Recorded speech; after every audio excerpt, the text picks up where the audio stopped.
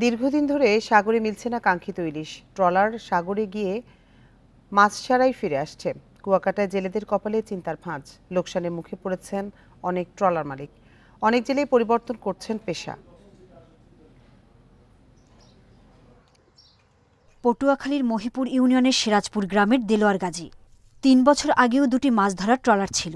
কয়েক বছর ধরে সাগরে মাছ না থাকায় ধার দেনায় জর্জরিত। বিক্রি করেছেন ট্রলার সহ একটি বাড়ি। বর্তমানে ৩২ লাখ টাকা দেনা নিয়ে চালাচ্ছেন সংসার।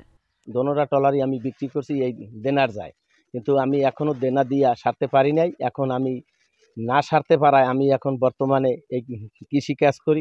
সাগরে ইলিশ না থাকায় অনেক ট্রলার মালিকই হয়েছেন নিঃস্ব। জেলেরা পরিবর্তন করছেন তাদের পেশা।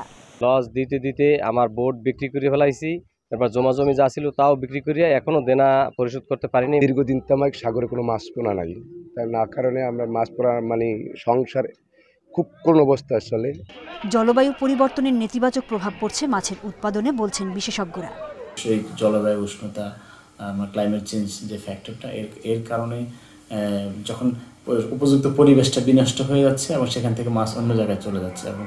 অবৈধভাবে ট্রলিং বোর্ডে মাছ ধরায় কাঙ্ক্ষিত ইলিশ পাচ্ছেন না জেলেরা, বলছেন মৎস্য কর্মকর্তা।